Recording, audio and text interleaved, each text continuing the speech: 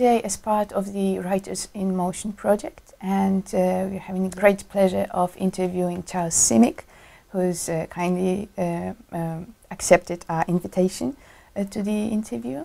And in the past 50 years, you've been a prolific writer. You published over 20 books of poetry, numerous collections of essays, a memoir, volumes of translation.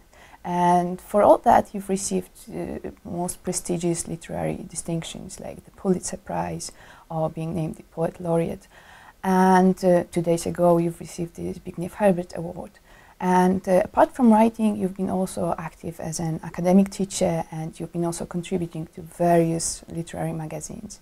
And how do you divide your time as a poet, as a writer, and as a teacher? Do you have some clear-cut distinction? I mean, I don't teach as much as I used to. I'm, you know, sort of semi-retired. I only teach 1 day a week per semester now. But when I used to teach, I taught mostly American literature.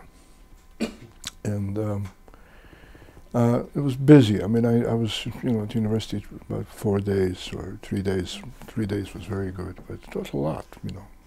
3 courses per semester. And I didn't mind that at all, because I read the literature that I love, and not only that, I had to reread it again and again, every year. Because, as I discovered early on, even if you know someone well, a writer well, a short story well, a poem well, and you have all these copious notes about that poem, if you haven't read it again, that delivery, you know, speaking from those notes, is not going to be very inspiring to you or even very convincing. Because what happens is always a subtle change of mind. You know, you change your mind about something that you've taught, that you admired. And so this was a constant way of sort of rereading, you know, this literature. And toward the end, I mean, I've been teaching like now 44 years. Toward the end, it was mostly American poetry. And American poetry, you know, it's only a couple of centuries, you know, century starts with Bradstreet and you know, Whitman then, and, you know, a few other people in the 19th century, and then the modernists, and then later on, and so forth. So, you know, rereading all this again and again, very, very interesting, very useful. I mean, the reason I could write so much prose after about, you know, reviewing books, you know, people said, well, this is amazing how you can write about a range of subjects. No, I was just remembering all the time that I was rereading those writers and you know, how I talked about them in class, or even occasionally I quoted my students who said something really, you know, brilliant, you know. So anyway, so I didn't feel like interfering, only maybe at times in terms of time. But you don't need much time for poetry, and I didn't write as much prose back then as I wrote later, so it was just how much time you have. Mm-hmm. And would you say that you belong to a poetic tradition yourself? What poetic tradition? Yes. Well, I mean, it's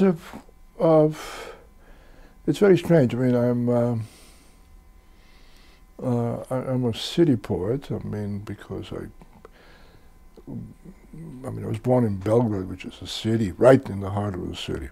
I mean, 2 streets from a large avenue lined up with movie houses. But even during the war, you know, terrible Second World War, where everything was going on, as a kid, my mother would take me to watch cowboy movies. So to me, this is, you know, life couldn't get any better than that. So then I went to Paris. After that, I spent a year in Paris from between 53 and 54, and I said to myself, This is just like Belgrade, except much bigger, and more movie houses, more everything.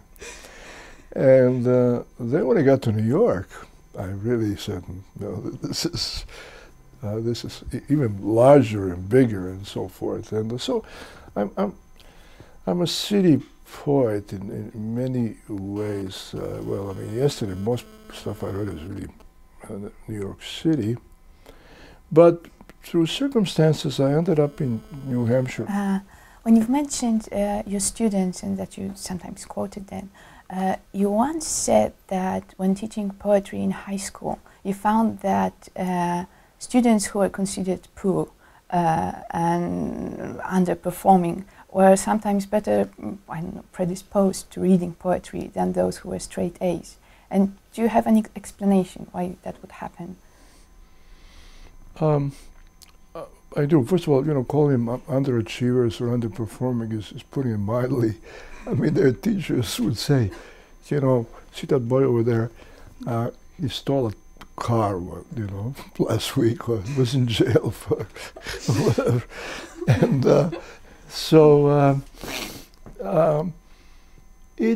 they're freer with their imagination. The better a student they are, they tend to be very self-conscious about what should be said about poetry and literature.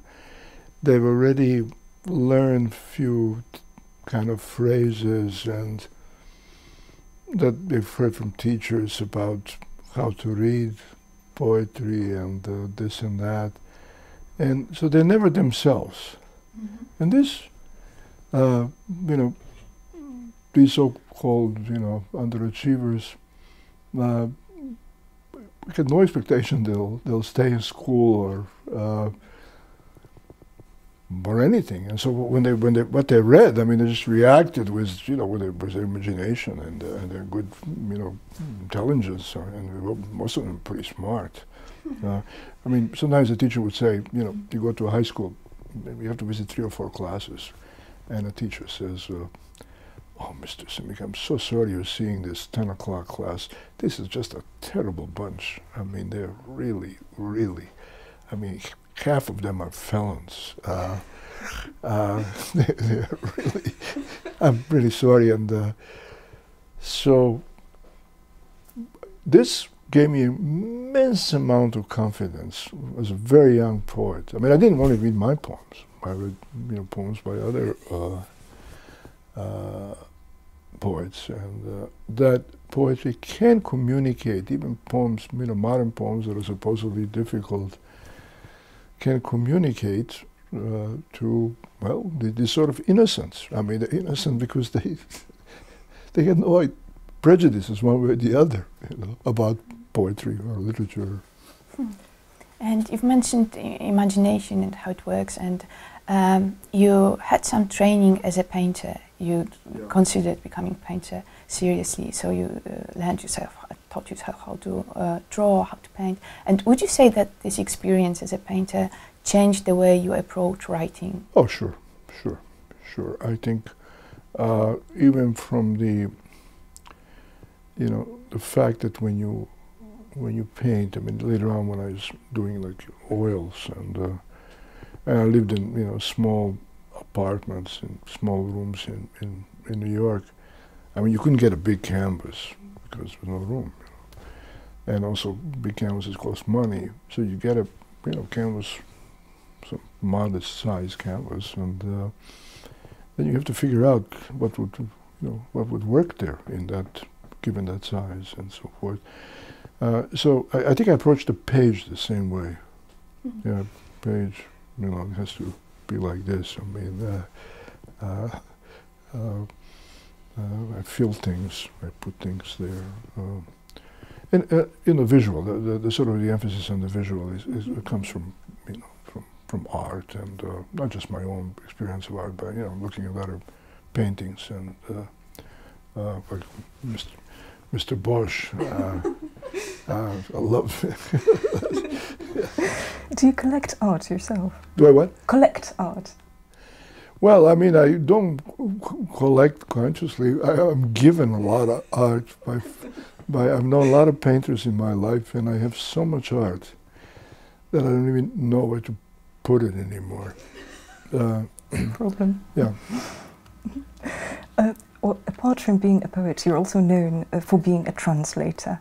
Yes. I wanted to ask you whether you've actually considered yourself an ambassador of, for example, former Yugoslav poetry. Were your translation choices deliberate, or did you simply No, I never did it like that. I mean, only once I was commissioned with another guy to put together an anthology of Yugoslav poetry for Iowa University Press. I think it came in late 1970s.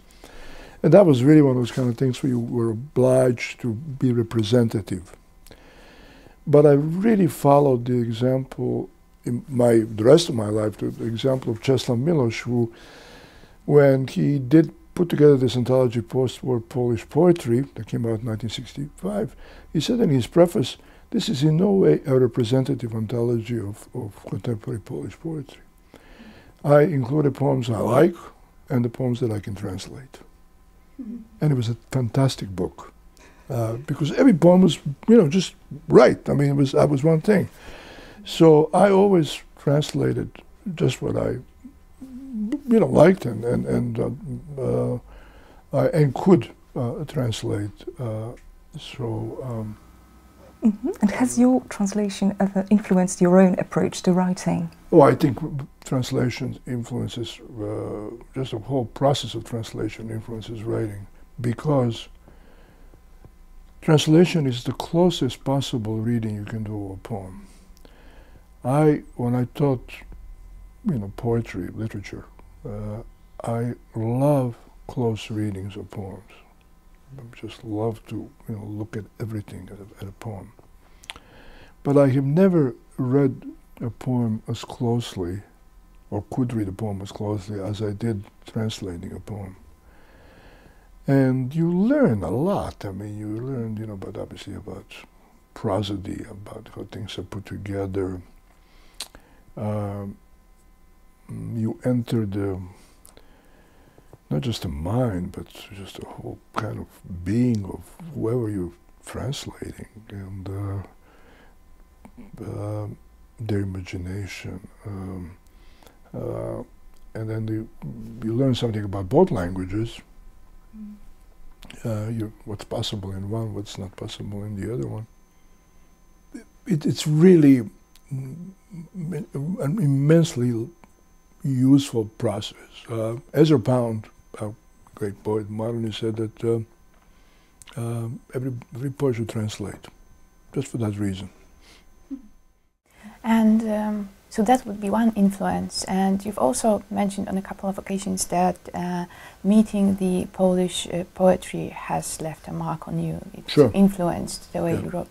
And would you say that there was something peculiar about Eastern European poetry for you as an American reader that drew you to it, or that you sought? Well, I mean, it's more Polish poetry because the Polish poets that I like, Herbert and of course Miłosz and others. I mean, they wrote in a way about the Second World War, and that made a lot of sense to me because that's the kind of experience I had. But it's not true of Eastern European poetry in general. In Yugoslav poetry, depictions in poetry of the kind of madness that went down during the Second World War. For a very good reason, because there was a civil war, in addition to 5 or 6 factions fighting it out along ethnic and religious lines. And in these civil wars, plural, we, or they, managed to kill more than all the occupying armies put together. So this is a part of that history that the communists didn't want advertised and talked about, and there was a good reason, because it would touch on the whole issue of nationalisms, various nationalisms, the the ethnicity and religion, and they want to leave that alone. So there was nothing, there were no models there. The only kind of poems that were written there about the Second World War were the kind of official versions, very much in a kind of Soviet manner, you know, full of slogans and, you know, generalities. So nothing there. And I mean, I don't know what the Romanians were doing, or Bulgarians or Hungarians, but nothing that I read them, I mean, some of the poems, but nothing that was so distinctly, you know, I felt so distinctly as when, you know, reading Polish poetry. Mm-hmm. And the sense of humor, sorry? Well, sense of humor, I mean, because... Would you say it was different, very different from what you've read in American poets? Well, I mean, American poets, you know, have a sense of humor, but it's not the same kind of humor. Tragic comedy is something that we feel very uncomfortable with. You can't, you know, cry and laugh at the same time. I mean, you can't. So people Americans get a little confused when the two are mixed. We like, in general, Americans, a kind of earnestness. You know, I'm going to tell you about my terrible life.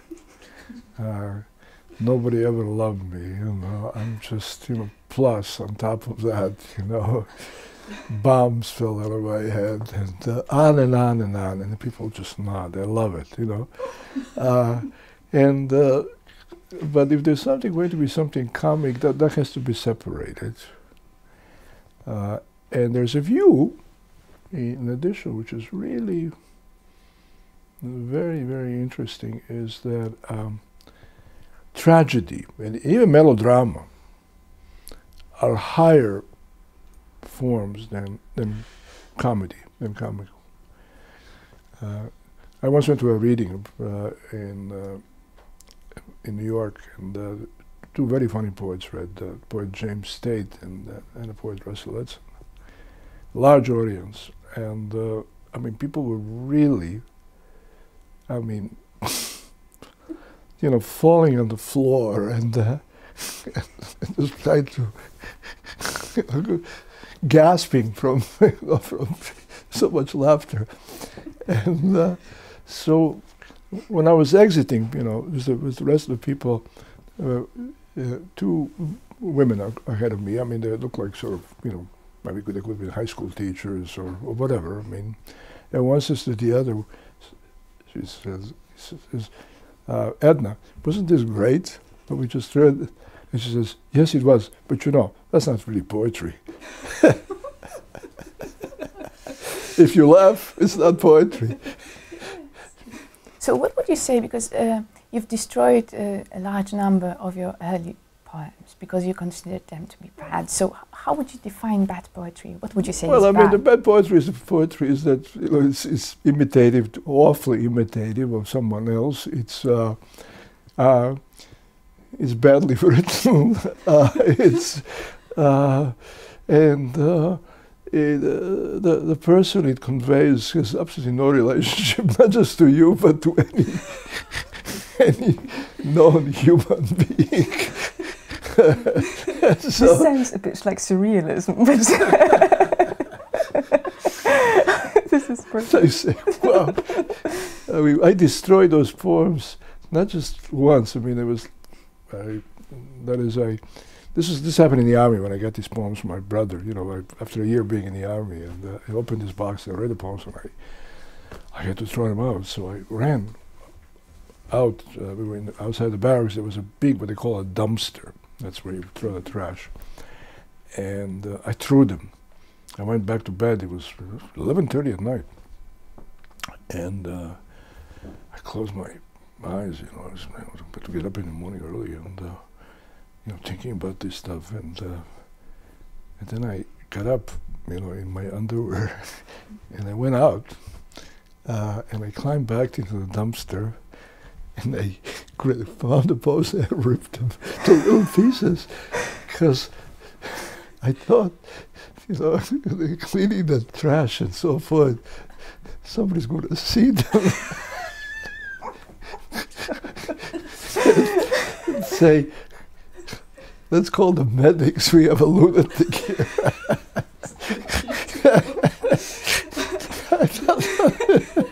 But the physicality of a poem is another interesting. The physicality of the poem is another interesting thing. I remember that in one of your essays, you mentioned that you really loved note-taking, and you basically mentioned a notebook fetishism. Oh yes, oh yes, oh yes. I think every poet has has fetishes. Mine are very, very simple. I mean, it's just little notebooks, and I use them. I love to get them. I mean, it's not so easy to find really interesting, good notebooks. And you can keep them in your pocket. I have one here, but I didn't bring it.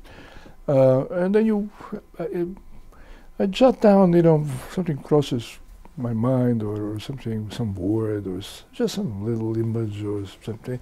It's not a diary. It's just just these jottings, and I then go back to them and look at them, and they may cause me to write some more. But that's the extent of my fetishism. I don't care what I write. I mean, I don't have really a desk. Most of the time I write in bed.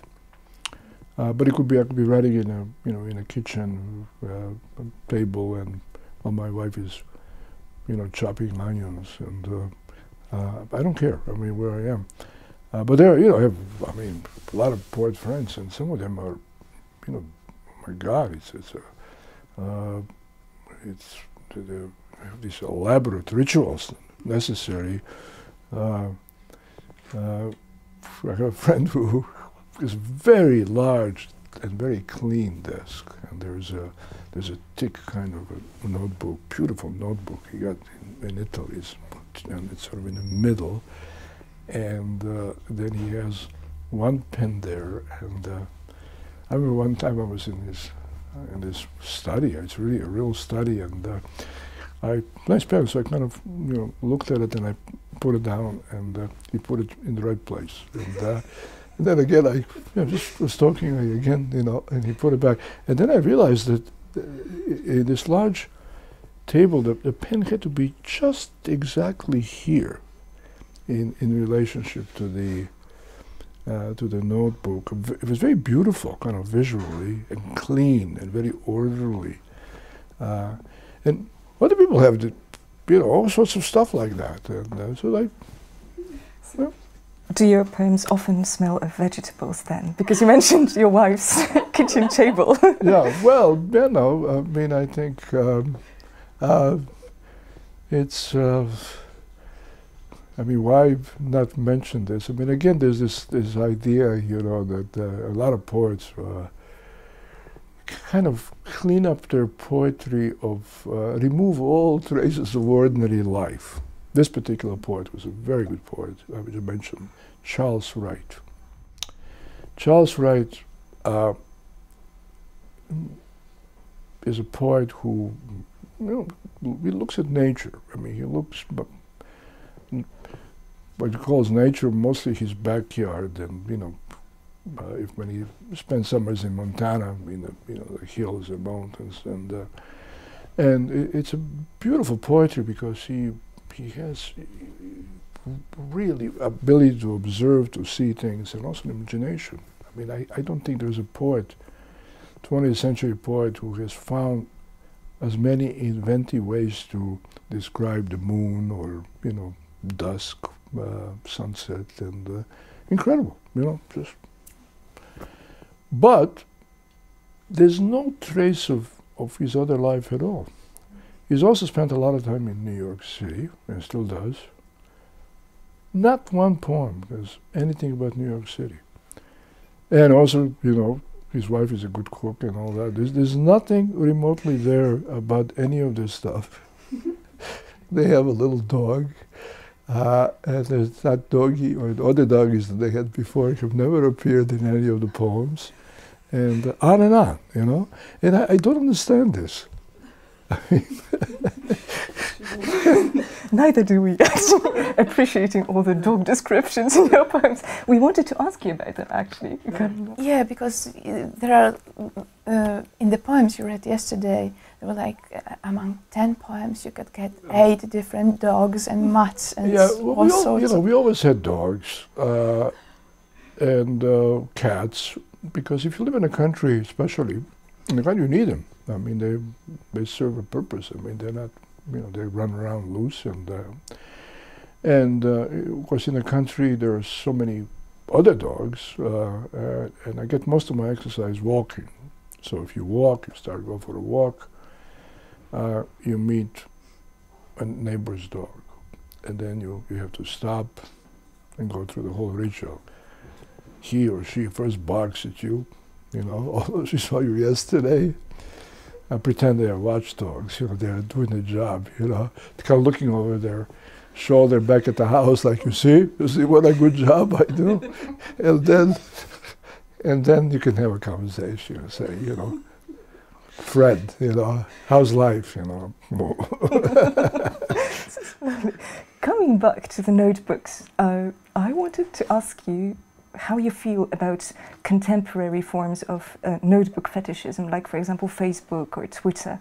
Yeah. Do you appreciate them? Well, no, I don't. I don't participate in them. One of my publishers, actually, for a book of translation, Princeton University Press. A few years ago, I had a book published by Princeton University, a Serbian poet. So. They said, Mr. Simic, we'll set up a Facebook, you know, for you and this and that. And I told him no. Other people have wanted to, you know, give me Twitter and so forth. No, simply because I don't have time to you know, have something else to take care of. I mean, I already find very, you know, pressed for time doing all the things that I'm doing. So I don't have much of an opinion because I have never been, I mean, or seen, or, you know, what a Facebook page looks like. Actually, I got something yesterday. Somebody sent me a Facebook page. Some fellow who had read a blog of mine about a year, well, I wrote about a year ago about closing of bookstores. This very sad, you know, disappearing of bookstores in the United States and cities. And he says in this Facebook that my blog inspired him, and he bought a bookstore in Paris. And there's even a photo of this called Berkeley Bookstore. I don't know where it is in Paris. Nice looking bookstore. So he was saying this. I made him do it. So you know, this is somebody. If somebody sends me something like that, but I don't. I mean, so I can't tell you anything about it. Just to wind up, we've got an extra question. Actually, walking around Krakow, you might have noticed the big monument at the main market square. This is a monument of Adam Mickiewicz, the greatest Polish romantic poet. Right. Now, he serves a very practical function in Krakow because it's like the favorite meeting place for people and for pigeons alike. Yeah, I was going to say, for pigeons. First of all. Pigeons who like poetry. Exactly. No. Romantics, we're romantics. Especially. If you were to be immortalized as a statue, what would it look like? Now, would you imagine yourself standing or sitting or holding some objects? Well, I mean, I think I would love to have, you know, a lot of pigeons. You know, you always feel like, for example, in Central Park in New York, and there are, you know, statues of. I'm not aware of any writers, but they're military men or, you know, mayors or something like that, and it's wonderful to see the statues and how the comments of pigeons on their you know. And them, I have no idea. This never crossed my mind. God forbid something like that. I mean, I think the most interesting statue would be, someplace in the woods. I live around, I mean, from across the road from me, there are miles and miles and miles of thick woods. So something in those woods shock somebody. Then you wouldn't be a favorite meeting place, then, would you? We wanted to thank you very much for the interview. Very enjoyable.